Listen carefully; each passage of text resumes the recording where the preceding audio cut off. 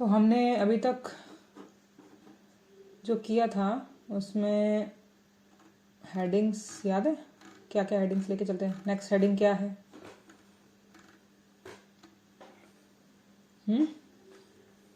ध्यान है किसी को?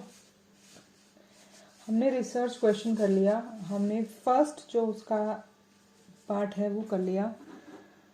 एक सेकंड रुको।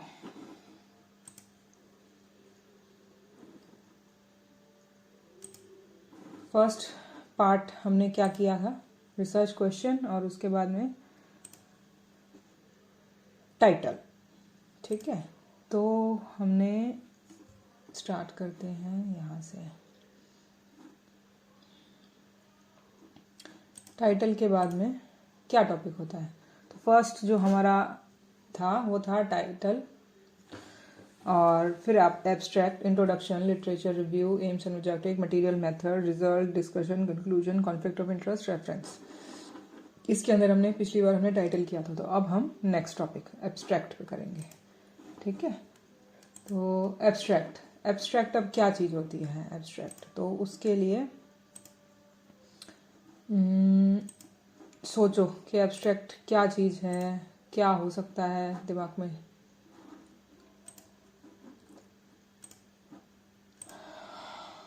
एब्स्ट्रैक्ट क्या चीज़ है दिखाते हैं। ये देखो, ये एक ना वही तुमको जो मैं वेबसाइट बताई थी उससे एक रिसर्च पेपर मैंने निकाला है और ये वहाँ पब्लिश है। तो इसमें देखो कि जब वो टॉपिक यहाँ पब्लिश हुआ है तो हेडिंग के बाद में ये पहली जो चीज़ थी वो थी ये वाला एब्स्ट्रैक्ट। अभी लिखा कैसे गया, इसकी हेडिंग्स देखो, background and objectives, material and methods, results and conclusion. ये लिखा गया। जब ये चीज़ पब्लिश होएगी, अब ये तो हम पब्लिश किए हुए पेपर्स देख रहे हैं वहाँ पे, और ये पेपर है कैसा, देखो यहाँ पे देखो 5 पेजेस में डाला हुआ है। ठीक है, तो ये पब्लिश किया हुआ उस टॉपिक का पेपर है। तो उसके अंदर ये पब्लिश एरिया के अंदर ऐसे लिखा जाता है। अब ये जो लिखा जाएगा, जो ये 5 पेजेस हैं, ये कैसे लिखे जाएंगे? जैसे कि क्योंकि हम क्या लिख रहे हैं, हम तो पढ़ रहे हैं साइनॉप्सिस की हेडिंग्स। साइनॉप्सिस में क्या क्या हेडिंग्स आएंगी, या फिर उसमें अगर कुछ एडिशन है तो उसमें आगे थीसिस में भी क्या आएंगी, हम वो पढ़ रहे हैं। और ये तीसरी स्टेज है कि जब हम पब्लिश करेंगे तो क्या हेडिंग्स है, क्या उनमें कोई हेडिंग सेम रह रही है या डिफरेंट हो रही है, या क्या फर्क आ रहा है। तो उसके अंदर क्या होता है कि तीनों ही चीजें, साइनॉप्सिस या थीसिस या जो ये पब्लिश किया हुआ पेपर, इन तीनों के जहां तुम काम कर रहे हो उसके अकॉर्डिंग उनका फॉर्मेट होता है। एक तो हम जो हेडिंग्स पढ़ रहे हैं वो ऑलमोस्ट किसी भी कॉलेज से तुम बिलोंग करते हो, ऑलमोस्ट वो हेडिंग सब में होती हैं। बस उनकी सीक्वेंस कईयों में ऊपर नीचे एक आधी में हो सकती है, वो भी बहुत मतलब रेयर चीज है, लेकिन होती है एक आधी ऊपर नीचे। अब वो लिखा कैसे जाएगा, उसमें वो क्या क्या डिमांड करते हैं, तो उस फॉर्मेट के अंदर मोटे मोटे तौर पे अगर कोई हेडिंग है, जैसे इंट्रोडक्शन है या एब्स्ट्रैक्ट है, तो मोटे मोटे तौर पे इस पे क्या लिखा जाएगा, ये सेम ही चीज होती है ऑलमोस्ट। लेकिन फिर भी माइन्यूट चेंजेस हर डिफरेंट कॉलेज के डिफरेंट हो सकते हैं। तो ये इसमें ध्यान रखिए, फिक्स नहीं होता। हाँ, हेडिंग्स फिक्स हैं, हेडिंग्स में आने वाला मैटर ऑलमोस्ट फिक्स होता है, लेकिन मैटर या तो हेडिंग एक दूसरे से ऊपर नीचे कई जगह हो सकती हैं, बहुत रेयर होता है लेकिन होता है। और या फिर जो हेडिंग्स के अंदर का जो मटेरियल है उसकी हेडिंग्स में भी आ सकता है फर्क। तो आज हम जो करने वाले हैं, सबसे पहले तो इसलिए मैं तुमको एग्जांपल दिखा रही थी कि जब पब्लिश होता है तो ये ऐसा दिखता है, और ये एब्स्ट्रैक्ट ऑलमोस्ट थीसिस में लिखा जाता है, और इसमें तो लिखा ही जाएगा। डिमांड जो होती है सबसे ज्यादा एब्स्ट्रैक्ट की, वो इस पेपर पे होती है, क्योंकि हर कोई पूरा पेपर ये 5 पेजेस नहीं पढ़ना चाहता। इसका सबसे मेन इस एब्स्ट्रैक्ट का मतलब यही होता है कि 5 पेजेस या सारा कुछ कौन पढ़ेगा। तो उसके लिए ये इतना सब पढ़ के वो पूरी स्टोरी समझ में आ जाए। तो अगर मैं ये पेज खोलूं और इतना सा पढ़ लूं, आगे स्क्रॉल भी करना ना देखूं भी ना देखूं, ये 5 पेज है या 6 पेज है, कितने हैं, तो मुझे उसका पूरा आइडिया मिल जाए। तो इस पूरे की कहानी यहाँ लिखी जाती है। तो इसलिए मैं तुमको ये पेपर दिखा रही थी कि भाई एक बार देखो, किसी ने खोल के देखा है, डोंट नो, अभी तक नहीं देखा कोई भी पेपर। फिर उसके बाद देखो इसने इंट्रोडक्शन लिखा है, फिर इसने मेथोडोलॉजी की है, मेथोडोलॉजी के अंदर इसके अपने अकॉर्डिंग जो उसकी रिसर्च थी उसके अकॉर्डिंग इसकी हेडिंग्स चल रही थी इसके अंदर। फिर इसने बाद में यहाँ रिजल्ट्स और ये कोई चार्ट वगैरह शो किए हैं। तो ये एब्स्ट्रैक्ट लिखने का तरीका। फिर रिजल्ट का कुछ अगर यहाँ पे कुछ लिखना है, रिजल्ट शो करने का तरीका है इसका। फिर ये बाद में ये देखो, ये डिस्कशन, ये कंक्लूजन, ये इतना इतना डाला गया, एक्नॉलेजमेंट, रेफरेंस यहाँ लास्ट में डाला गया, ठीक है। और इतने में इसका ये खत्म है। और एक इसी पेज का मैंने इसी वेबसाइट से एक और निकाला हुआ ये था। अब ये भी एक एब्स्ट्रैक्ट है, ये देखो। और यहाँ एक स्टडी का हेडिंग है, उसके बाद में ये देखो इसने प्लेस ऑफ द स्टडी ये लिखा, और उसके बाद ये भी एक एब्स्ट्रैक्ट है। ये पहले वाले भी एक एब्स्ट्रैक्ट लिखने का तरीका है और ये भी एक एब्स्ट्रैक्ट लिखने का तरीका है। तो इसके अंदर अब देखो इसने लिखा यहाँ पे इंट्रोडक्शन, और यहाँ लिखा फिर एम्स एंड ऑब्जेक्टिव्स, फिर प्राइमरी एम, सेकेंडरी एम, ऐसे करके लिखा। मटेरियल एंड मेथड लिखे, ये देखो मटेरियल मेथड लिखने का तरीका हुआ, ठीक है। फिर ये इसने इसको लिखा, मतलब इट मीन्स कि 2 पेपर तुम देखोगे तो आइडेंटिकल सेम नहीं है, अपनी अपनी स्टोरी की वजह से थोड़ा बहुत उसमें फर्क आता है। प्रेजेंट करने का, डेटा प्रेजेंट करने का, देखो इसमें कितना कुछ उसने लिखा है। तो ये कहाँ से आया? तो ये जहां चीजें पब्लिश हुई होंगी, मेरे हिसाब से जिस जर्नल में ये पब्लिश हुई है वो उस जर्नल की जो डिमांड होती है उसके अकॉर्डिंग ये फॉर्मेट बनता है, जो ये पेपर पब्लिश करने का। ये पेपर लास्ट स्टेज की बात कर रहे हैं जो पब्लिश हो रहा है। तो हम कहाँ हैं अभी स्टेज पे? हम है साइनॉप्सिस वाली स्टेज पे, कि साइनॉप्सिस में इसका क्या मतलब होगा। लेकिन मैं तुमको ऑल ओवर एंड प्रोडक्ट दिखा रही हूँ कि इसकी हेडिंग्स तीनों स्टेजेस में इसलिए ध्यान रखी जाती है इसके अंदर। तो फिर लास्ट में देखो बिब्लियोग्राफी, और ये देखो बिब्लियोग्राफी, इसमें पहले में वर्ड में इसने यहाँ पे रेफरेंस लिख के 2 लाइनें ऐसे करके लिखी हुई थी, और यहाँ पे इसने बिब्लियोग्राफी वर्ड यूज किया हुआ। इट मीन्स कि 90% चीजें ऑलमोस्ट सेम होती हैं इसके अंदर, ठीक है। तो आज ये इसलिए, और जितनी खोलते जाओगे और जितनी तुम पेपर देखते जाओगे तुम्हें आइडिया होता जाएगा कि क्या होता है। फिर तुम देख रहे हो रिसर्च पेपर ही पब्लिश है, ये 5 पेज का काम है, 5 पेज में ये हेडिंग्स है। फिर तुम थीसिस खोल के देखो, और जो स्टार्ट करने वाला मटेरियल है वो अपना होता है, वो होता है अपना साइनॉप्सिस वाला। तो साइनॉप्सिस का फॉर्मेट पहली बात तो कॉलेज दे देता है उसके अंदर कि ये चाहिए। अब उस हेडिंग के अंदर लिखा क्या जाएगा? तो ये तो है कि भाई इसने जैसे कि एब्स्ट्रैक्ट की हेडिंग दिखाई कि भाई एब्स्ट्रैक्ट के अंदर बैकग्राउंड और मटेरियल मेथड और कंक्लूजन और ये सब कुछ लिखा हुआ था। क्या ये साइनॉप्सिस में जरूरी है? साइनॉप्सिस के टाइम पे बहुत सारे कॉलेजेस, जितने मुझे पता है, बहुत सारे कॉलेजेस साइनॉप्सिस के अंदर एब्स्ट्रैक्ट नहीं मांगते।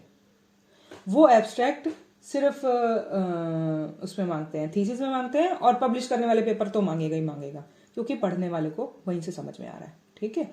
तो थीसिस में भी मांगते हैं मतलब उसके अंदर, लेकिन साइनॉप्सिस में कम लोग मांगते हैं। लेकिन एलोपैथ वाली जो रिसर्चेस वगैरह होती हैं उनमें वो मांगते हैं। तो फॉर्मेट के अंदर ये तीनों जगह अवेलेबल होता है। कौन कहाँ यूज कर रहा है वो बात अलग है उसके अंदर। तो ये साइनॉप्सिस में भी डल सकता है, इसमें भी डल सकता है, थीसिस में, और रिसर्च पेपर में तो 100% आएगा ही आएगा उसके अंदर। तो वो तो 100% की बात होती है। यहाँ ऑप्शन में होता है, डालने वालों ने, मांगने वालों ने क्या मांगा, ऐसे करके। तो अब वो क्या है, इसमें लिखा क्या जाने वाला है? क्योंकि एक जो तुमको मैंने 2 अलग अलग दिखाई, तो एक ने तो पूरा पैराग्राफ बना के लिख दिया और एक ने उसको हेडिंग्स में डिवाइड करके लिख दिया। तो क्या मतलब क्या उसमें फर्क आया, ऐसे करके। तो ये हम पढ़ने वाले हैं कि उसमें लिखना क्या है, कहाँ लिखा जा रहा है। तो अभी बस दिमाग में ये रखना है कि भाई ये साइनॉप्सिस या थीसिस या रिसर्च पेपर जो पब्लिश होगा, पब्लिश वाले पेपर के अंदर 5 पेज में कहाँ ये हेडिंग्स यूज हो रही हैं, लेकिन इस हेडिंग के अंदर आ क्या रहा है और हम क्या क्या इसमें लिख सकते हैं और क्या नहीं लिखना है इसके अंदर, ठीक है। तो ये अपने इस पॉइंट के अंदर है। तो आज हम करने वाले हैं ये टॉपिक, ओके।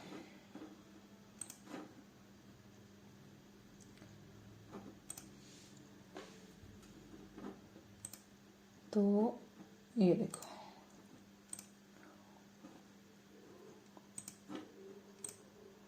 ठीक है, दिख रहा है आई थिंक। हाँ, एब्स्ट्रैक्ट। तो ये इतना मैटर तुम्हें बहुत है, मोटा मोटा सा। प्रैक्टिकल तुमको दिखा दिया, थ्योरेटिकली ये लिखने के लिए ये है, और इसमें क्या है, क्या होता है थ्योरेटिकली लिखने के लिए। प्रैक्टिकल तुम्हें दिखा दिया कि वो की चीज़ क्या होती है। एब्स्ट्रैक्ट में क्या होता है, इसको अगर थ्योरेटिकली समझोगे, an abstract is a brief summary of a research article, thesis, review, conference proceeding और any other in depth analysis of particular subject और डिसिप्लिन, ठीक है। And is other often used to help the reader quickly ascertain the paper's purpose.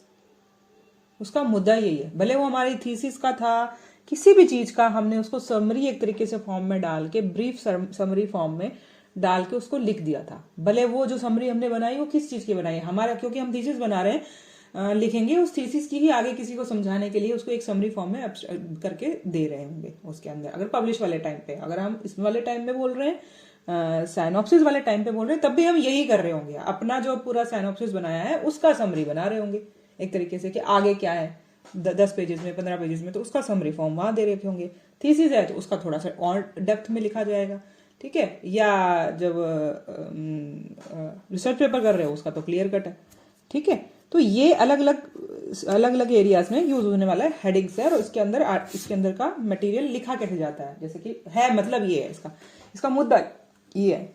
When used, an abstract always appears at the beginning of the manuscript or typescript, acting as the point of entry of for any other academic paper। वो तुमको दिखा दिया, starting ही यही होगा, page खोलते सारी ये दिखेगा। अब इसका क्या है, इसमें होता क्या है, it includes the overall purpose of the study and the research problem या प्रॉब्लम्स इन्वेस्टिगेटेड।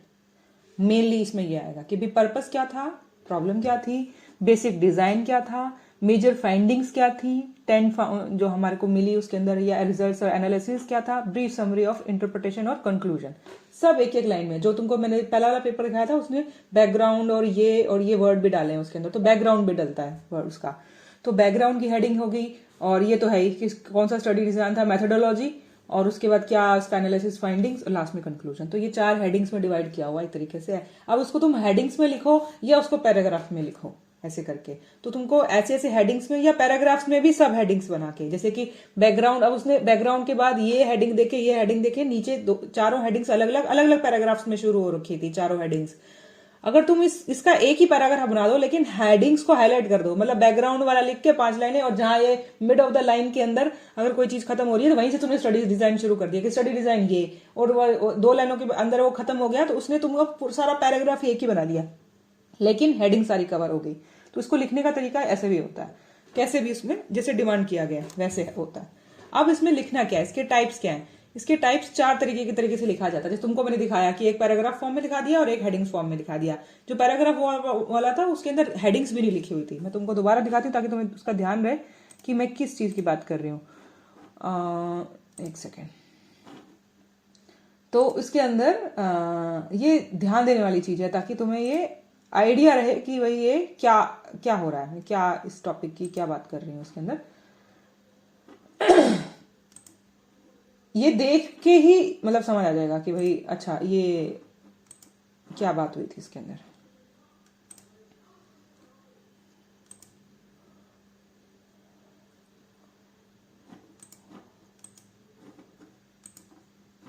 हाँ दिख रहा है ना, ये देखो ये पूरा। तो इसने क्या लिखा, a clinical study was undertaken in this find out efficiency of, ये उसका बिहेवियर, ये उसकी ऑलमोस्ट हेडिंग थी।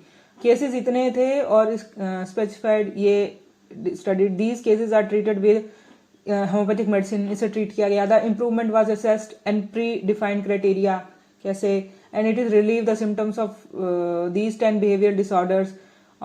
मतलब एक तरीके से उन्होंने उस स्टडी के बारे में क्या क्या किया गया, क्या मेडिसिन दी गई, कैसे इम्प्रूव हुआ, इम्प्रूव होने वाले डिजीजेस क्या क्या थी, एंड डिसऑर्डर्स लास्ट में देखो लिखा हुआ इसमें।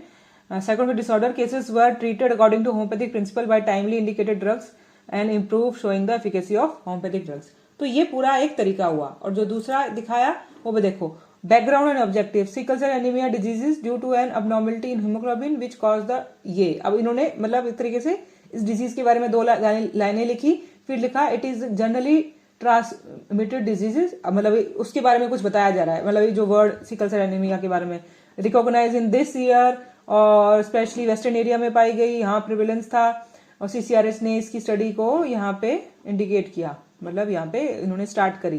मतलब इसका ऑब्जेक्टिव क्या था कि सीसीआरएच, क्योंकि ये डिजीज थी, डिजीज के बाद सीसीआरएच ने इनिशिएशन लिया इस पे काम करने का, तो हमारा ऑब्जेक्टिव है इसको ट्रीट ऐसे करके कि CCRH initiated study at CRU स्वालालंपुर to ascertain the efficacy of homeopathy medicine, ये इसका ऑब्जेक्टिव निकल गया, to sickle cell trait and sickle cell disease. तो बैकग्राउंड और ऑब्जेक्टिव ऐसे करके मटेरियल मेथड क्या यूज किया गया, मतलब जो डिजाइन क्या यूज किया गया, जो उसमें चीजें यूज की गई वो यहाँ लिख दिया गया, रिजल्ट क्या है वो लिख दिया गया, कंक्लूजन क्या है वो यहाँ लिख दिया गया। ठीक है, तो ये भी एक तरीका हुआ, लेकिन इसके अंदर उन्होंने जर्नल सी लिख दिया। यहाँ पे उन्होंने स्पेसिफिक करके उसको एक एक पार्ट में डिवाइड करके लिखा गया। तो ये वाला जो मेथड उससे ज्यादा बेटर है करने का। तो लेकिन है मेथड, मतलब एक तरीके से लिखते हैं लोग, पैराग्राफ वाइज भी लिखते हैं और पॉइंट्स वाइज भी लिखते हैं उसको लिखने का। तो लेकिन और भी तरीके होते हैं उसको लिखने का। तो और क्या तरीके होते हैं? 4 तरीके लगता है, जैसे क्रिटिकल, डिस्क्रिप्टिव, इंफॉर्मेटिव, हाईलाइट वाला। ठीक है, तो जो क्रिटिकल और ये हाईलाइट वाला होता है, इसकी सीधी सी बात मतलब ये कम यूज करते हैं क्योंकि ये इस तरीके का लिखा हुआ अच्छा तरीका नहीं मानते हैं, पर ये एक तरीके का टाइप है, लिखा जाता है, किसी किसी जगह इसकी इंपॉर्टेंस होती है, तो ये टाइप में तो आता है लेकिन यूज कम होता है। जो हमने ये तुमको सीधा पैराग्राफ में लिखा जिसमें कोई पॉइंट्स नहीं थे लगभग और सीधी बात लिखी जा रही थी, वो था लगभग डिस्क्रिप्टिव, क्योंकि डिस्क्राइब करा जा रहा था एक तरीके से उसके अंदर। और जो मैंने कहा पॉइंट वाइज सारे लिखे गए थे वो लगभग इंफॉर्मेटिव, एक तरीके से सारे पॉइंट्स कवर होते हैं। कैसे? इसकी थ्योरी पढ़ लेते हैं।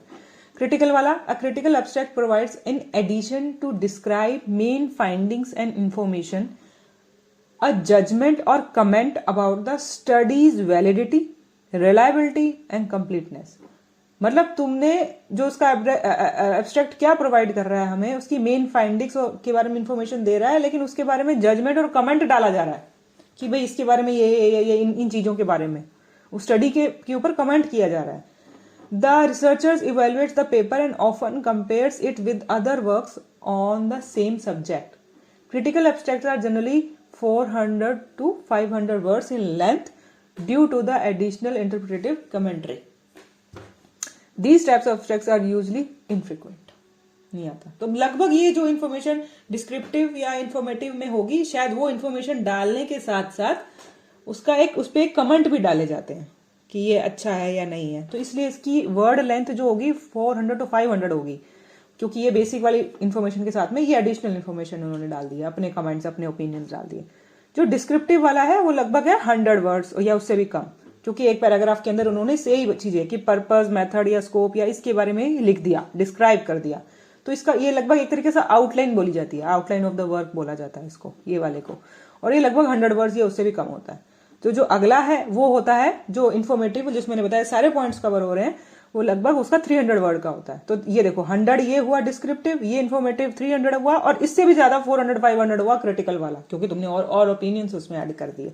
ये वाला कम यूज होता है एक तरीके से, है ना, तो क्रिटिकल वाला। तो अब इन्फॉर्मेशन वाले में क्या हो रहा था, सारे पॉइंट्स जो कवर हो रहे थे, कि जो डिस्क्रिप्टिव एब्स्ट्रैक्ट के थे वो भी पॉइंट्स कवर हो रहे थे, उसके साथ क्या हो रहा था, जैसे ये पर्पस, मेथड, स्कोप, ये सब कुछ हो रहा था, साथ के साथ इंक्लूड्स रिजल्ट और कंक्लूजन, ये सब कुछ उसमें ऐड हो रहा था इसके अंदर।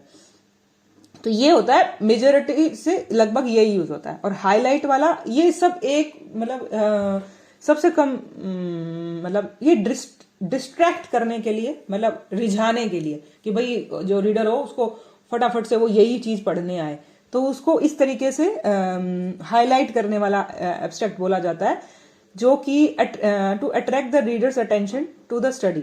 No pretence is made of these being either a balanced or complete picture of the paper. In fact, incomplete or leading remarks may be used to spark the reader's interest. मतलब एक तरीके से manipulate करके उस person को कि भाई ऐसा कुछ मैं हेडिंग बनाऊं, ऐसा कोई एब्स्ट्रैक्ट बनाऊं कि पढ़ते ही ऐसे लगे अरे वाह क्या है इसके अंदर, सच भले वो उसके अंदर वो ऐसा कुछ लिखा ही ना हो। तो थोड़ा सा ये इनकम्प्लीट या मिसलीडिंग भी हो सकता है इसके अंदर थोड़ा सा, पर वो हेड एब्स्ट्रैक्ट में ऐसा कुछ लिखा होगा। तो और इसलिए ये क्योंकि इस तरीके से ज्यादा अच्छी चीज नहीं है, तो ज्यादातर क्योंकि ये ट्रू भी नहीं है एब्स्ट्रैक्ट, तो ये ज्यादातर एकेडमिक राइटिंग में यूज नहीं होता, लेकिन बहुत जगह इन चीजों को यूज किया जाता है। एब्स्ट्रैक्ट अब क्या है, ये तो हो गया कि भाई इतने टाइप के होता है, ऐसे लिखते हैं, इसमें ये लिखा जाता है कि मेन चीजें ये 4 या 5 पॉइंट ये उसमें ऑलमोस्ट ऐड होना चाहिए। अब ये है कि भाई क्या नहीं होना चाहिए, क्या नहीं होना चाहिए कि लेंदी बैकग्राउंड नहीं होना चाहिए। मतलब जो हमने बैकग्राउंड वर्ड जो ऊपर लिखा तो उसमें देखा 2 या 3 लाइनों में उस सिकल सेल एनीमिया का बैकग्राउंड क्या था, उन्होंने 2 या 3 लाइनों में लिख दिया, ये बड़ा नहीं होना चाहिए। रेफरेंस और अदर लिटरेचर, जैसे कि जो ऐसे करके मतलब सेंटेंस लंबा नहीं होना चाहिए। जैसे उन्होंने एग्जांपल दिया करंट रिसर्च शोज दैट, ऐसा कोई वर्ड डाल दिया, लाइन डाल दी, या दूसरा स्टडीज हैव इंडिकेटेड समथिंग। तो ये एक्स्ट्रा इन्फॉर्मेशन उसमें नहीं डालनी चाहिए कि वहां से उस स्टडी से ये पता चला, उस स्टडी से ये पता चला, इस स्टडी से ये पता चला, उसके बाद हम ये कर रहे हैं, ये नहीं डालना है कि वहां से क्या क्या पता चला। ये बताना है कि भाई हमने क्या किया, और ये जो वर्ड सिकल यूज किया था इसका क्या बैकग्राउंड था। दो लाइनों में हमने हमारा पर्पस ऑब्जेक्टिव ये लेके चले, हमने ये 3 लाइनों में ये बात बता दी बस। क्योंकि जो रेफरेंस वगैरह ये बाद की बात है, दूसरी जगह लिखेंगे, यहाँ नहीं लिखना। और ये जो वर्ड्स दिखते हैं दैट इज, एंडिंग या आई, ये वर्ड्स नहीं डालने। ये जो इनकम्प्लीट सेंटेंसेज हैं एक तरीके से वो नहीं डालने हैं। एब्रावेशंस है जैसे जिसे बोलते हैं, जार्गन्स या टर्म्स ऐसी जो किसी को कंफ्यूज करे, क्लियर कट साफ साफ शब्दों में लिखा हुआ उसमें डालते हैं। और कोई इमेज, इलिस्ट्रेशन या फिगर या टेबल या कोई भी नहीं डाला, क्योंकि सिर्फ वर्डिंग्स लिखी हुई हैं, इसमें कोई भी किसी भी तरीके से कोई पिक्चर नहीं डलेगी, कोई टेबल नहीं डलेगा ऐसे करके कि बॉक्स बनाओ उसके अंदर इंफॉर्मेशन डली हो, ऐसा कुछ नहीं डलेगा इसके अंदर। ठीक है, ये सिर्फ वर्ड्स में डला हुआ एक पार्ट होता है, ये इसको लिखना होता है। ठीक है, ये है इसके बारे में, एब्स्ट्रैक्ट के बारे में। नेक्स्ट है, अब इसके बारे में क्या आपको समझ आया नहीं आया, कोई क्वेश्चन है तो पूछो, नेक्स्ट बताती हूँ। नहीं तुम्हें समझ आ गया तो बोल दो डन, नेक्स्ट चले।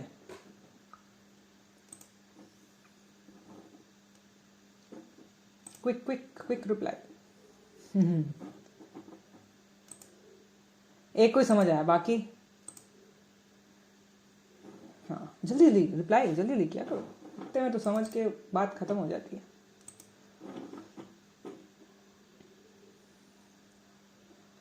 बाकी लोग होश में हैं? ठीक है, चलो फिर नेक्स्ट चलते हैं। हाँ बोलो, कोई बोलने वाला था, किसी ने अनम्यूट किया था। मुझे रिप्लाई मिलता रहे ना, मुझे पता चलता है।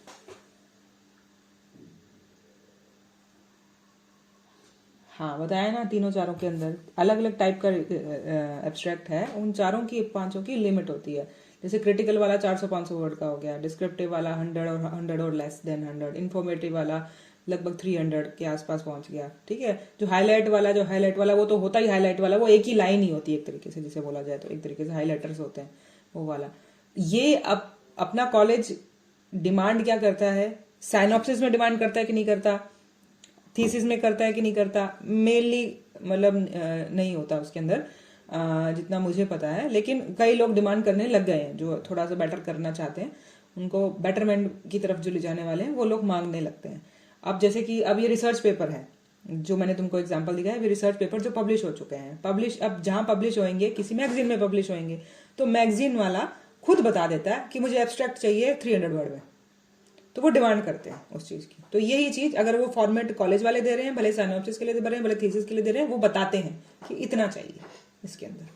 ठीक है, और कोई क्वेश्चन? ठीक है, चलो फिर आगे चलते हैं। अगला क्या हेडिंग था? हेडिंग्स अपने दिमाग में बताओ, फिर वही बताऊंगी। रिवाइज करवाई थी मैंने अभी हेडिंग्स। नेक्स्ट हेडिंग क्या है? हेडिंग्स याद होनी चाहिए, पेपर में तुम्हारे को आधे नंबर इसी बात के मिल जाएंगे, तुमको हेडिंग्स लाइन वाइज याद है।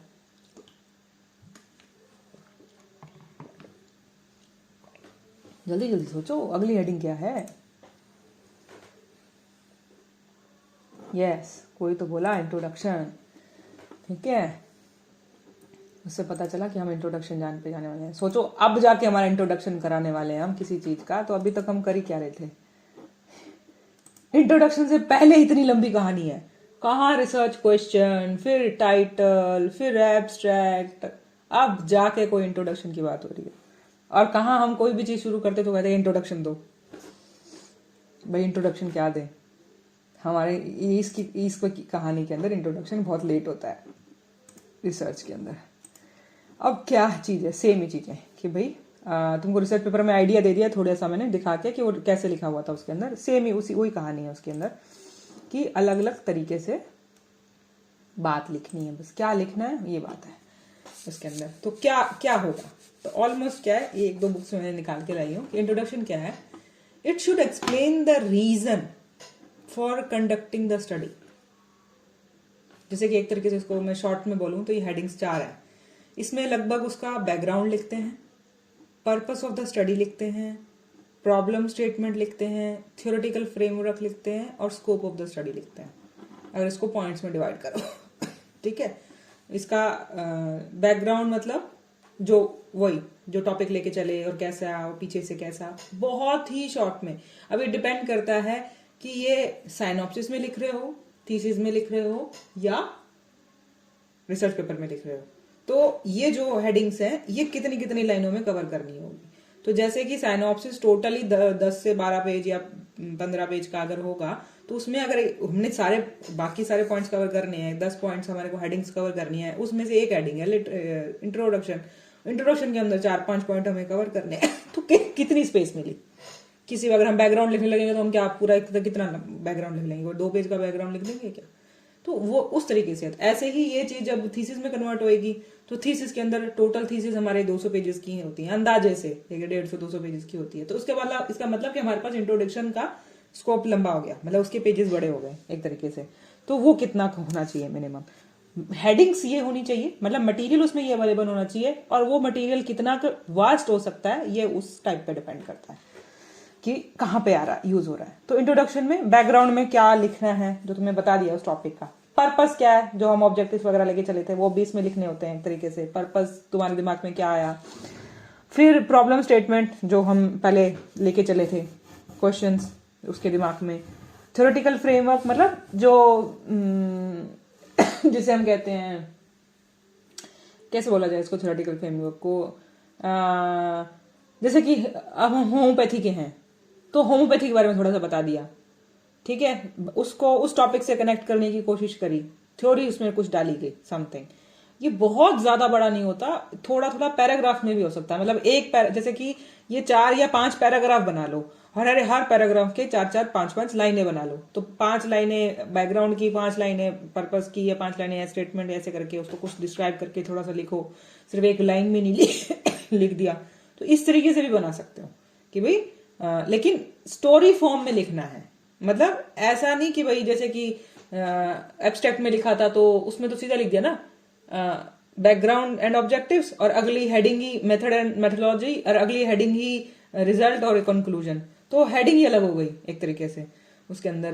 तो वो तो जो अगला पैराग्राफ शुरू होता है वो कट टू अलग ही कोई बात कर रहा होता है एक तरीके से। लेकिन जो ये लिखना होता है इंट्रोडक्शन, ये थोड़ा सा इस तरीके से लिखना होता है कि जैसे फ्री राइटिंग में लिखा जाता है, एक थोड़ी सी कहानी के रूप में। कहानी कहना वर्ड सही नहीं है, लेकिन कुछ इंटरलिंक होता है उसके अंदर, तो ताकि पढ़ने वाले को वो एक फ्लो सा लगे, ऐसा लगे कि भाई हेडिंग, क्योंकि हेडिंग नहीं डलेंगी, ये सब हेडिंग्स नहीं है एक तरीके से, कि जैसे कि एब्स्ट्रैक्ट में वो सब हेडिंग्स होती है, एब्स्ट्रैक्ट और उसके अंदर सब headings background and material method and results and conclusion, ये सब हेडिंग्स बन रही थी। इंट्रोडक्शन में ये सब हेडिंग्स नहीं है, ये सब पैराग्राफ समझ लो एक तरीके से, पॉइंट्स टू बी कवर्ड, ये ऐसे वाला तरीका सा चलता है इसके अंदर।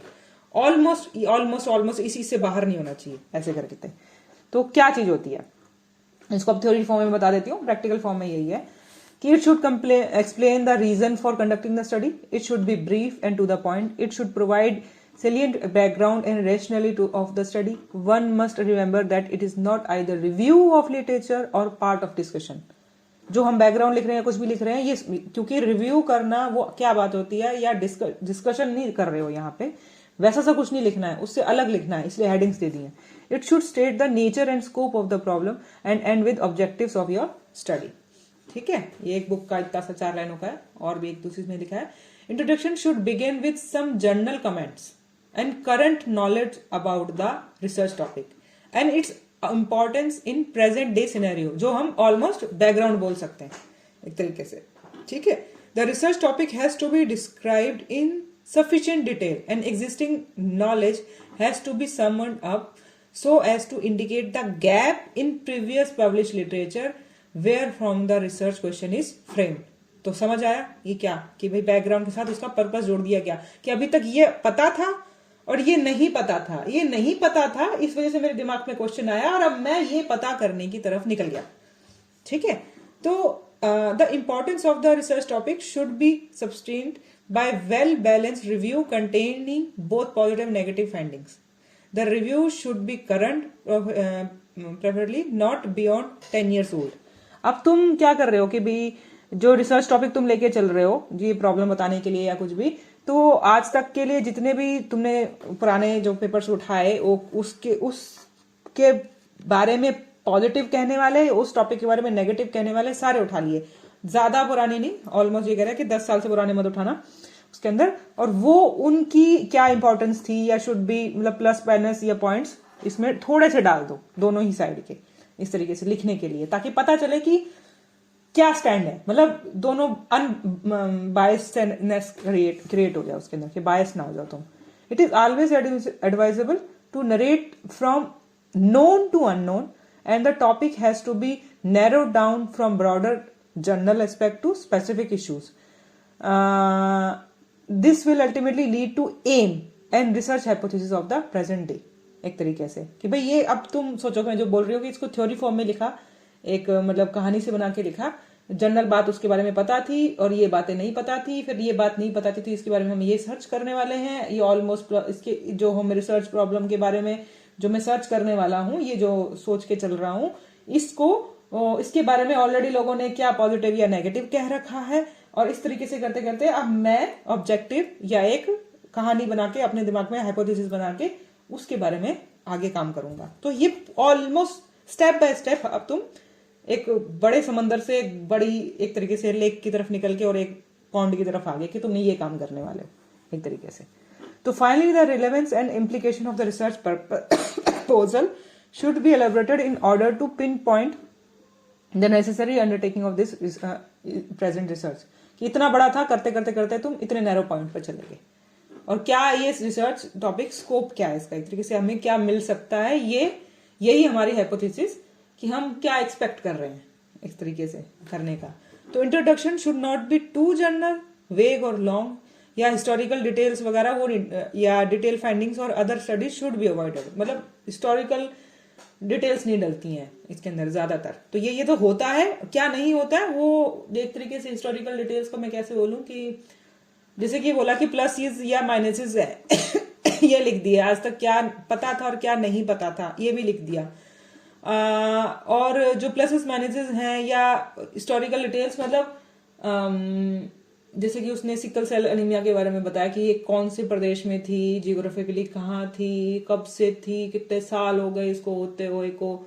मतलब उसने सिर्फ एक ही लाइन लिखी, एक या दो लाइनें जो से रिलेटेड थी, जो एब्स्ट्रैक्ट में लिख रखी थी।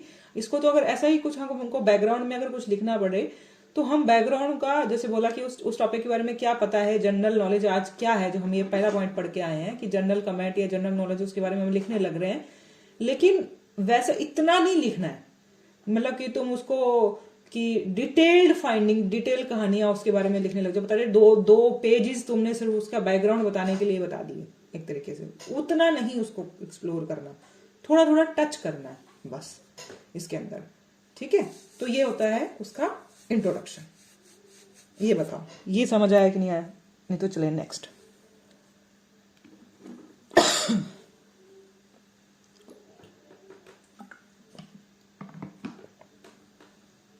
जल्दी बताओ जल्दी, हाँ ना।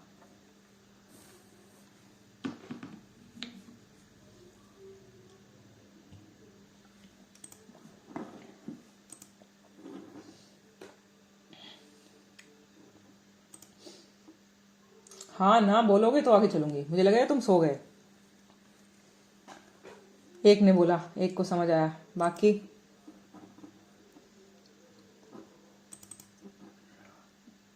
ये बहुत छोटी छोटी बातें हैं, फटाफट से कवर करने वाली बातें हैं, लेकिन बहुत इंपॉर्टेंट बातें हैं। इसलिए मैं ये सब कुछ एक साथ तुम्हें बता दूं फटाफट, जो कि इंटरलिंक्ड है, लेकिन ध्यान से है कि भाई क्लियर हुआ। हेडिंग क्यों, टाइटल क्या। अब सोचो कि अब एक एक पॉइंट को पिरो के चलो कि रिसर्च क्वेश्चन, अब दिमाग में अलग होता है कि रिसर्च क्वेश्चन कैसे अलग चीज है, क्वेश्चन ही कैसे बनता था, फिर वो उस क्वेश्चन को कैसे टाइटल फॉर्म में कन्वर्ट करते थे। अब उस टाइटल के बाद में आप कोई चीज का एब्स्ट्रैक्ट लिख रहे हैं तो एब्स्ट्रैक्ट कुछ अलग ही चीज है उसके अंदर, वो तो पूरी कहानी की बात है, पूरी कहानी की समरी है एक तरीके से बोला जाए तो, आउटलाइन है एक तरीके से। फिर कहाँ इंट्रोडक्शन, और इंट्रोडक्शन में कुछ और ही बातें हो रही हैं। इंट्रोडक्शन में हाँ थोड़ा सा कि बैकग्राउंड बोला जा रहा है, ये बोला जा रहा है, वो बोला जा रहा है, थोड़ा बहुत उसके बाद सब कुछ बोला जा रहा है। तो हर एक हेडिंग का हर एक सब सेक्शन का एक तरीके से बोला जाए कि ये अपना अलग अलग इंपॉर्टेंस है और अपना स्पेसिफिक डिमांड है कि इसमें यही लिखना होता है, कुछ और नहीं लिखना होता, इस तरीके से। ठीक है, तो नेक्स्ट हेडिंग क्या है? अभी तक कोई सवाल नहीं तो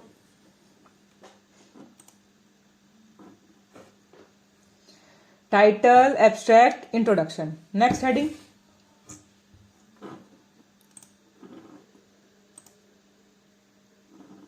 यस, लिटरेचर रिव्यू। होश में ही हो, इसका मतलब जोड़ते रहो, मतलब जिसने आंसर दिया है ना उसको याद रहने वाला है, उसको कंफ्यूजन नहीं होने वाला। यही क्यों है, ये याद करने का तरीका है। जब टीचर कोई सवाल पूछे आंसर दे दो, भले गलत दे दो, तो गलत से पता दिमाग एक्टिव रहेगा। ये बहुत ज़रूरी होता है, प्रेजेंस ऑफ माइंड बनता है आपका। आप सोए नहीं रहते, अच्छा कोई तो बता ही देगा, या मुझे पता मेरे को बोलने की ज़रूरत नहीं है, वो ज़रूरी नहीं होता। बोलने से आपका कंफर्मेशन होता है, दिमाग को एश्योरेंस मिलती है। एफर्मेटिव आपका दिमाग कहता है कि ना चलता है, मतलब मुझे याद है, मुझे समझ है, कंफर्म हो चुका है। तो ट्राई टू बी क्विक, मतलब रिसर्च में हम ये कहते हैं कि क्विकली उस चीज़ को री एश्योरेंस करो कि हाँ सही समझ में आया, सही समझ में आया, सही समझ में आया। यहाँ ये इस चीज़ को बारी बारी कंफर्म करना अपने दिमाग में। चलो फिर करते हैं रिव्यू ऑफ लिटरेचर। अब क्या चीज़ है रिव्यू ऑफ लिटरेचर? क्योंकि ये रिव्यू ऑफ लिटरेचर अब देखो, ये रिव्यू ऑफ लिटरेचर सोचो साइनॉप्सिस में, थीसिस में, या जो हम रिसर्च पेपर पब्लिश करने वाले हैं उसमें कहाँ इसकी इंपॉर्टेंस होगी। जैसे कि अब तुमको एक पेपर दिखाया था मैंने, उस पेपर में क्या तुमको दिख रहा है रिव्यू ऑफ लिटरेचर?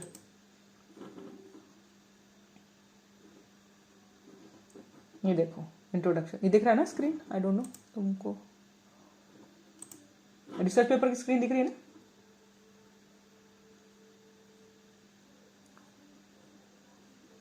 ये दिख रहा है क्लिनिकल रिसर्च इवैल्यूएशन, क्योंकि मेरी स्क्रीन में पता नहीं मैंने कौन सी वाली शेयर कर रखी है। ओके ठीक है, वो दिख रही है, क्योंकि कई बार मैं ना एक पर्टिकुलर विंडो शेयर कर देती हूँ, मुझे पता नहीं चलता कि दूसरी नहीं शेयर करी मैंने। तो जैसे कि इसमें देखो कि अब ये रिसर्च पेपर था, ठीक है, तो इसके अंदर इंट्रोडक्शन थी, और इंट्रोडक्शन के बाद में इन्होंने मैथडोलॉजी दी थी एक पेपर में, ठीक है। अब ये दूसरा पेपर, ये वाला, तो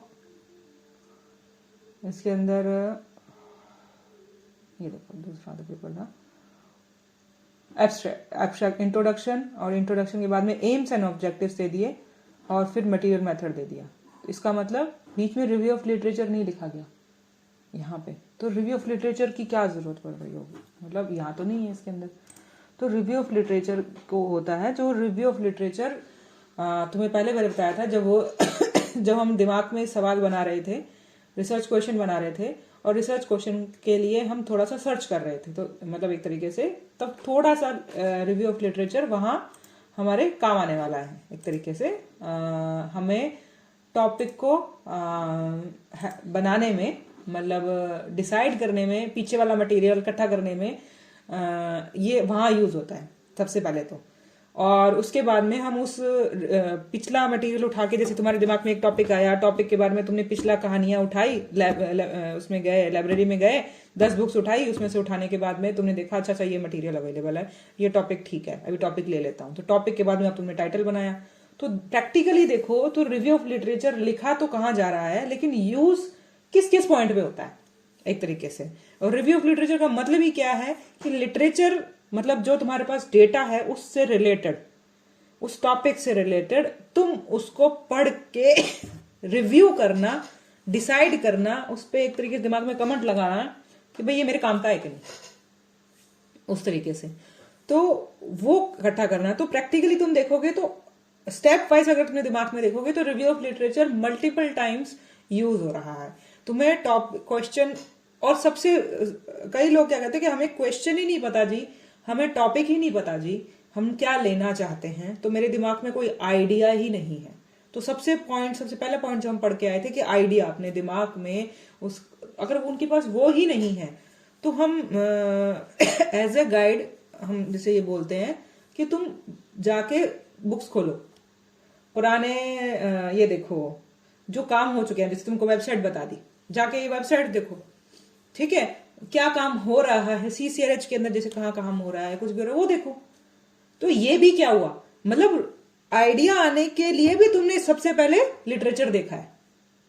तो तुम ये देखोगे कि भाई ये लिटरेचर है, मल्टीपल टाइम्स मल्टीपल जगह पे अलग तरीके से यूज हो रहा है, लेकिन लिखने की जब बात की जाए कि रिव्यू ऑफ लिटरेचर लिखा कहां जाता है, तो इंट्रोडक्शन के बाद में, और वो कहां पे, साइनॉप्सिस में भी हम लिखते हैं और थीसिस में तो इलैबोरेटरली लिखा ही जाता है एक तरीके से लिखने के लिए।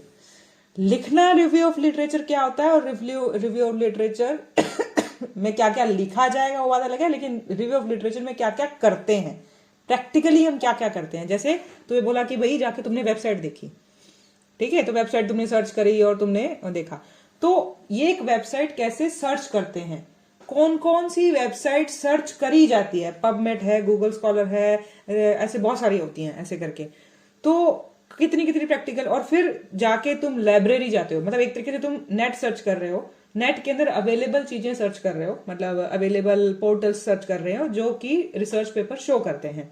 रिसर्च एक वो है,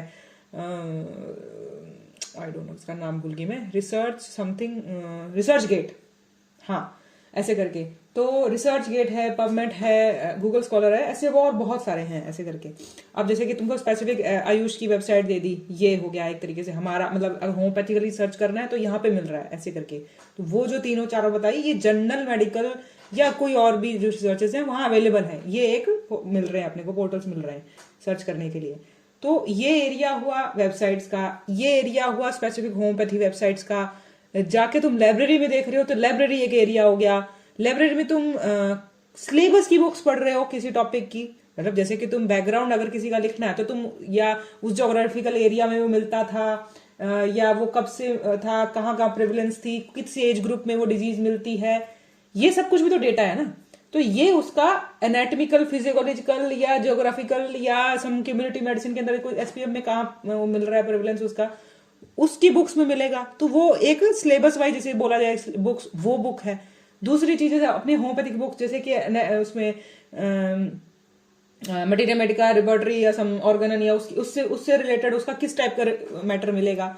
इट मीन्स कि तुम देख रहे हो कि लाइब्रेरी के अंदर भी कैटेगरीज हो गई कि भाई ये अलग तरीके का डेटा, ये अलग तरीके का डेटा। फिर तीसरे तरीके का डेटा कि जो रिसर्च पेपर तुमने वेबसाइट पे देखे, वो तुम्हारे पास पब्लिश होके एक जर्नल के रूप में लाइब्रेरी में भी मिलते हैं। तो एक हार्ड कॉपी के अंदर एक जर्नल मिला, मे बी वो ऑनलाइन नहीं अवेलेबल हो, हार्ड कॉपी में ही बनता हो एक तरीके से। अब अभी तो ऑलमोस्ट सब कुछ ऑनलाइन हो ही गया है, लेकिन मे बी कि आज से 2 साल पहले या साल पहले, या हो सकता है आज भी कोई ऐसा रिसर्च पेपर हो जो बहुत बढ़िया हो, जो ऑनलाइन ना मिल रहा हो, सिर्फ पब्लिश होके आ रहा हो, तो वो सिर्फ लाइब्रेरी में मिल रहा है। तो रिसर्च जर्नल्स मिल रहे हैं तुम्हें।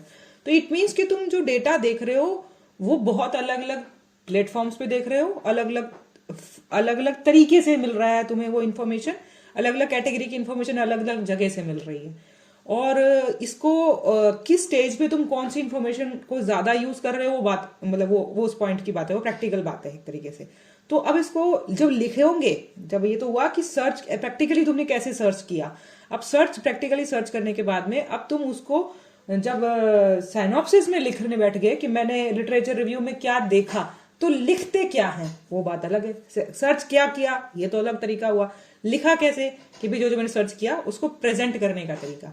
तो उसको कितने वर्ड्स में लिखोगे, साइनॉप्सिस थोड़े से हैं तो उसके अंदर थोड़ा सा मटेरियल लिखना है, और थीसिस में तो मेन सब कुछ लिखना ही लिखना है। और हम ये देख रहे हैं रिसर्च पेपर में रिव्यू ऑफ लिटरेचर लिखा ही नहीं जा रहा, ठीक है, ऐसे करके करना, 2 जगह लिखना, तीसरी जगह लिखना ही नहीं एक तरीके से। तो ये इसका प्रैक्टिकल साइड हुआ। तो रिव्यू ऑफ लिटरेचर है क्या? अ literature review surveys books, scholarly articles and any other source relevant to the particular issue, area of research or theory, or by doing so provides a description, summary, critical evaluation of these works in relation to the research problem being investigated. ठीक है, ये सारी बात को इसने theory form में बता दिया तुम्हें, जो मैंने सारी बात बताई कि क्या तुम्हारे दिमाग में पता चलेगा इतना कुछ पढ़ने के बाद में, ये है, करनी भी है नहीं भी करनी, प्लस माइनस पॉइंट सारे कुछ उसमें पता चलेंगे। Literature reviews are design to provide an overview of sources explored while researching a particular topic and to demonstrate to readers how the research fits within a larger field of study. इसमें ये लिखा जाता है overview, सब ओवरलीज को यही होता है कि एक्सप्लोर किया गया और पर्टिकुलर टॉपिक जो इतना कुछ सर्च किया उसमें हमारी फील्ड ऑफ स्टडी कहाँ है, कहाँ पे यूज हो रही है एक तरीके से. Importance of a good review. A literature review may consist of simply a summary of key sources, but is usually has an organizational pattern and combines both summary and synthesis, often within specific conceptual categories. A summary is a recapitulation of the important information of the source, but as a synthesis is a reorganization or reshuffling or that information may in a way that informs how the planning to investigate a research problem be made. मतलब ये word by word इसलिए मैंने तुमको पढ़ के बताया कि ये कि ऐसे ही जैसे तुमको मैंने ये बात पहले तुम्हें अगर ध्यान हो कि रिव्यू ऑफ लिटरेचर करना, तुम पहले एनाटमी पढ़ने वाले हो, पहले ऑर्गन पढ़ने वाली साइड खोल रहे हो, तुम जर्नल्स पहले खोलने वाले हो, वो किस बात पर डिपेंड करता था ये तुमको मैंने रिसर्च डिजाइन में याद हो तो बताया, अगर तुमको ध्यान हो कि किस वो तुम उस रिव्यू ऑफ लिटरेचर से निकालना क्या चाहते हो, वो उस स्टेज पे बनेगा एक तरीके से. जैसे हम पढ़ के आए थे कौन से वाला लास्ट में जो पढ़ाए थे मैंने तुमको, मेटा एनालिसिस और सिस्टमेटिक रिव्यूज. सिस्टमेटिक रिव्यूज में तुमको ये बात मैंने बताई थी कि जब तुम मैटर इकट्ठा कर लोगे, लेकिन उस मैटर से अगर तुमको पॉलिसी की तरफ जाना है तो तुम उस मैटर को देखने का तरीका एक सिस्टम तैयार करते हो और उसके बाद उसका है यही इन्फॉर्मेशन जो लिटरेचर रिव्यू में कर रहे हैं. जो इसीलिए बताया था लिटरेचर रिव्यू और सिस्टमेटिक रिव्यू में क्या फर्क है. इसका कोई स्टार्टिंग पॉइंट सा नहीं होता, तुम्हें फ्रेमवर्क सा नहीं पता होता, लेकिन सिस्टमेटिक रिव्यू में सब फ्रेम एक तरीके से तैयार कर लेते हो कि इसके बाद यही ऐसे करूंगा.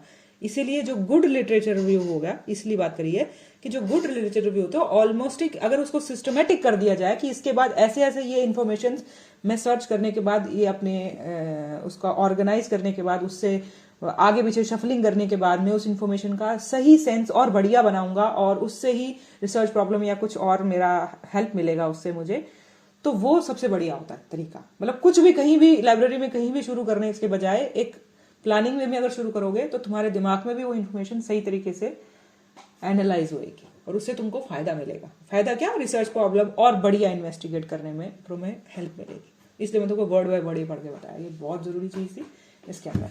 अब इन्होंने बोला कि the analytical feature of literature review might it give a new interpretation of old material and combine new with old interpretation. क्या मतलब लिटरेचर रिव्यू ओवरली अपने को क्या देता है, पुराना कोई मटेरियल है, कुछ नया कहीं से मिल सकता है, दोनों के बीच का इंटरप्रिटेशन मतलब उन दोनों को जोड़ के एक तरीके से लिखने का तरीका एक तरीके से. तो जो रिव्यू ऑफ लिटरेचर होता है वो point two point copy paste नहीं करना होता, उसको पढ़ के कि यहाँ ये इन्फॉर्मेशन थी, यहाँ ये इन्फॉर्मेशन थी, उसको अपनी लैंग्वेज में लिखना होता है. ये बहुत इंपॉर्टेंट पार्ट होती है इसके अंदर.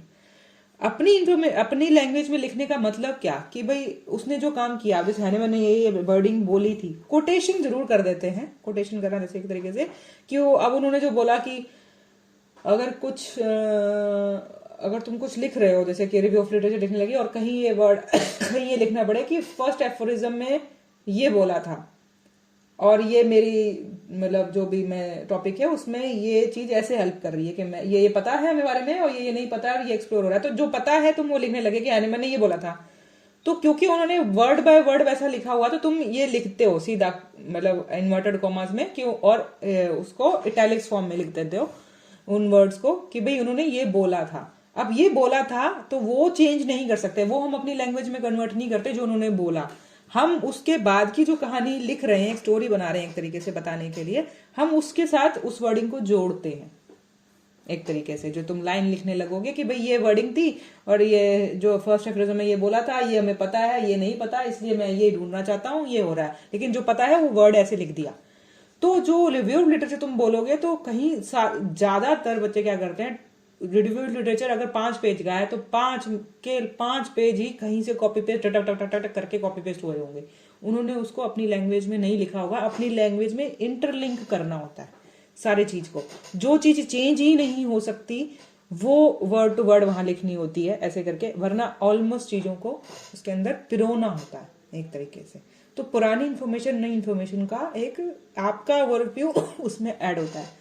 ये जो चीज है ये एमडी लेवल पे थोड़ी सी कम अभी तक चल रही है अपनी लाइन के अंदर, कम सेंसिटिव है, मतलब कि इतना हार्ड एंड फास्ट नहीं हो रहा एक तरीके से। लेकिन जो पीएचडी में करोगे तो पीएचडी में तो तुम प्लेजरिज्म चेक होता है, उसे कहते हैं अगर तुमने कॉपी पेस्ट किया है ना तो गया, मतलब वो है ही नहीं, मतलब वो पास ही नहीं होती वो चीज़, तो वो गलत है वो चीज़। उसको अपनी लैंग्वेज में कन्वर्ट कर लो, यही मुद्दा है। मतलब इस पूरी स्टडी का, थीसिस का, रिसर्च करवाने का,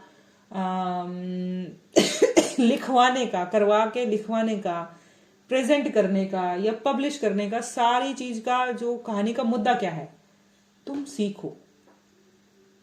सीखोगे तब जब वो सब कुछ पढ़ने के बाद अपनी लैंग्वेज में लिखोगे, तब तुमने कुछ सीखा तुम्हारे दिमाग में। वरना तुमने 5 बुक्स उठाई, 5 का कॉपी पेस्ट लगा दिया, और क्या सीखा तुमने? पढ़ने के बाद में नहीं लिखा। अगर उसको इतना बेटर नॉलेज नहीं बोलते, जब तुम पढ़ने के बाद अपनी लैंग्वेज में उसको लिखते हो, या जैसे मैंने बोला तुमको समझाना, किसी और इंसान को तुम समझाते हो तो अपनी लैंग्वेज में समझाते हो, तुम बुक का वर्ड बाय वर्ड थोड़ा ना बोलते हो किसी को करने का। अब मैंने भले ये वर्ड बाय वर्ड बुक सामने रख दी, लेकिन एक एक लाइन का इंटरप्रिटेशन मैं अपनी तरफ से बताती हूँ कि भाई ये वर्डिंग है, इसकी इंटरप्रिटेशन ये है। तो वो इंटरप्रिटेशन ज्यादा समझ में आती है बजाय कि word to word language. Word to word language लिखने के लिए सही है कि भाई अगर कहीं लिखना ही ऐसे है तो वो बात अलग है, लेकिन अगर तुम समझ डेवलप करने की बात करोगे, नॉलेज गेन करने की बात करोगे, तो word to word book knowledge ऐसे नहीं देती कि भाई कॉपी पेस्ट करके तुम कहीं लिख दो। तो जो रिसर्च होती है या कुछ भी होती है वो नॉलेज गेन करने के लिए है, ये तो है ही। इसके आगे तुमने क्या सीखा? यहां तक तो उन्होंने कर ही दिया, बुक में लिख ही दिया किसी ने, तो ये तो पता ही है हमें, तो फिर नई रिसर्च करने का क्या मतलब? इससे आगे बढ़ना ना, तो इससे आगे क्या, जो पता है और जो नहीं पता उसके बीच में अपने दिमागों का ख्यालों से आगे तक पहुंचना, ये मुद्दा है। तो इसलिए जो लिटरेचर रिव्यू है बहुत कंफ्यूजिंग होता है बहुत सारे बच्चों के लिए कि भाई इसमें लिखना क्या है, और कॉपी पेस्ट करके काम खत्म कर देते हैं। कॉपी पेस्ट में हमको जब कोई सवाल करता है कि फिर और क्या लिखना था, कॉपी पेस्ट की सारा कुछ यही तो लिखना था, इसके अंदर लिखना था, लिखने का तरीका क्या था, ये बात होती है उसके अंदर। ठीक है, अब trace the intellectual progression of the field including major depths. मतलब ये पढ़ लो, ये पॉइंट्स में लिखी हुई बातें हैं, पर ये मुद्दा वही है, इसका क्रस्ट वही है जो मैंने तुमको बता दिया। अब इसको हार्ड लैंग्वेज में, सॉफ्ट लैंग्वेज में ये बातों को लिखा हुआ है एक तरीके से।